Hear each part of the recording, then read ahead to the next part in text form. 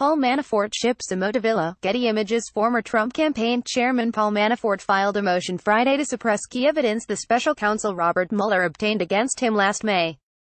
Manafort's lawyers argue that the evidence was obtained unlawfully and its seizure violated Manafort's constitutional rights.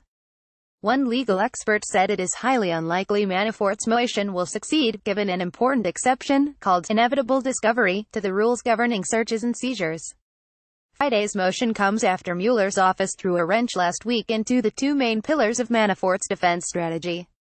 Late Friday, attorneys representing Paul Manafort, the former chairman of President Donald Trump's campaign, filed a motion to suppress potentially critical evidence against him in the Russia investigation.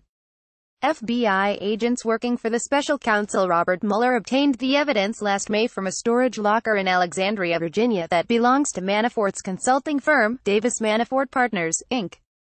Manafort's attorneys argued Friday that any evidence investigators found from the locker should not be admissible in court because the FBI violated the defendant's constitutional rights by executing an illegal search and seizure of the property. According to the court filing, an FBI agent first searched the storage locker on May 26, 2017 after obtaining permission to do so from a low-level DMP employee responsible for carrying out administrative functions. The FBI agent then observed a number of boxes and a filing cabinet, and some writing on the sides of some boxes, the document says. The agent returned on May 27 with a search warrant relying on information he had surmised when he visited the storage locker the day before and subsequently seized documents and binders from the property. Manafort's attorneys argue the evidence in question should not be used in court because the initial search was conducted without a warrant. They have also argued that the warrant itself was too broad and amounted to a carte blanche in violation of Manafort's Fourth Amendment right against unreasonable search and seizure. Manafort is currently the subject of two indictments against him. One, which was brought in Washington, D.C., accuses him of money laundering, failure to register as a foreign agent, and making false statements to investigators. The other, which was brought in Virginia, charges him with tax fraud, bank fraud, and failing to report foreign bank accounts. Most of the charges against Manafort relate to his lobbying work for the Ukrainian government and pro-Russia interests. Politico reported that the warrant the federal judge, Teresa Buchanan, issued authorizing the search and seizure of the locker's contents on May 27 permitted investigators to seize any records related to Manafort or his longtime associate, Rick Gates. They were also allowed to take records related to former Ukrainian President Viktor Yanukovych, the pro-Russia party of regions that Yanukovych led, the lobbying firm called the Podesta Group, which shut down earlier this year after facing scrutiny in the Russia probe, a think tank known for pushing Russia-friendly positions called the European Center for a Modern Ukraine, and several offshore companies Manafort is linked to. Manafort's attorneys argued in their motion that the warrant functioned as a general warrant that improperly authorized an unfettered search and the wholesale seizure of virtually every document contained within the storage unit, worth a shot. Whether Manafort's motion will be successful is up for debate. Legal experts said, however, that it wasn't a bad move on Manafort's part and may be worth the effort and money, given the potentially damning sentence he faces if convicted in the Russia probe. Investigators almost always need a warrant when conducting a search of a property or records. However, one exception is if someone who appears to have authority over the premise consents into the search, former federal prosecutor Renato Mariotti wrote on Twitter.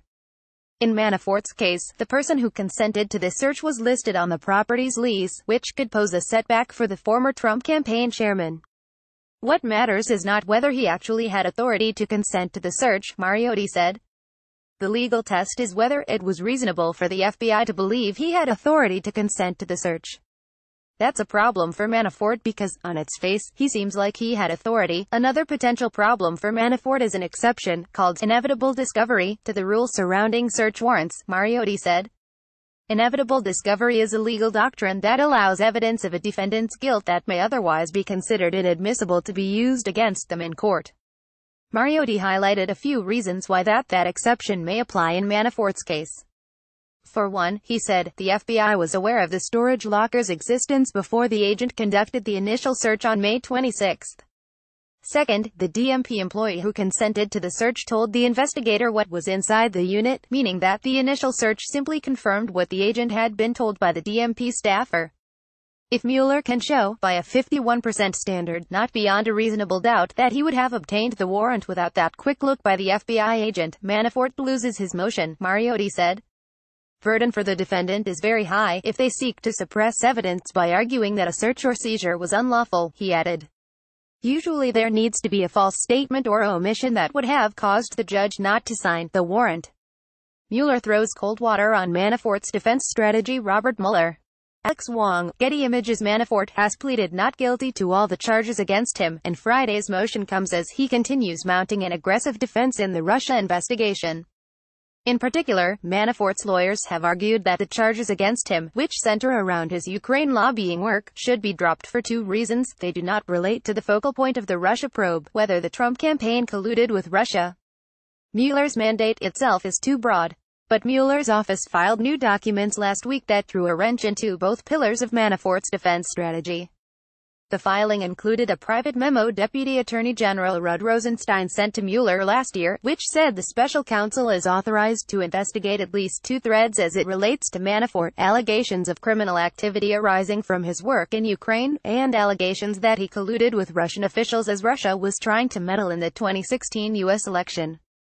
With respect to Manafort's assertion that Mueller's mandate was too broad, the special counsel said in the filing that Manafort's claim was It added that the Justice Department's regulations for the appointment of a special counsel gave Mueller limited flexibility, while authorizing Rosenstein to amend the scope of Mueller's mandate where necessary, in order to investigate and resolve the matters assigned. Mueller's office questioned Manafort's right to argue the validity of the special counsel's mandate at all, saying Manafort had no basis to use that reasoning to call for the dismissal of his case. Specifically, Mueller's office said the DOJ regulations governing the appointment of a special counsel were meant to provide a framework for the department's internal structure.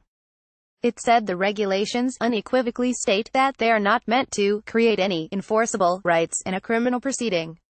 Earlier this week, it also emerged that Mueller obtained a new search warrant against Manafort as recently as last month. According to court documents, the warrant related to ongoing investigations that are not the subject of the current prosecutions involving Manafort. The revelation indicates that Mueller's focus on Manafort is shifting from examining his Ukraine lobbying work to scrutinizing whether he colluded with Russian officials while serving as campaign chairman. It could also indicate Mueller's focus is broadening to Manafort's relationship with other high-level campaign officials.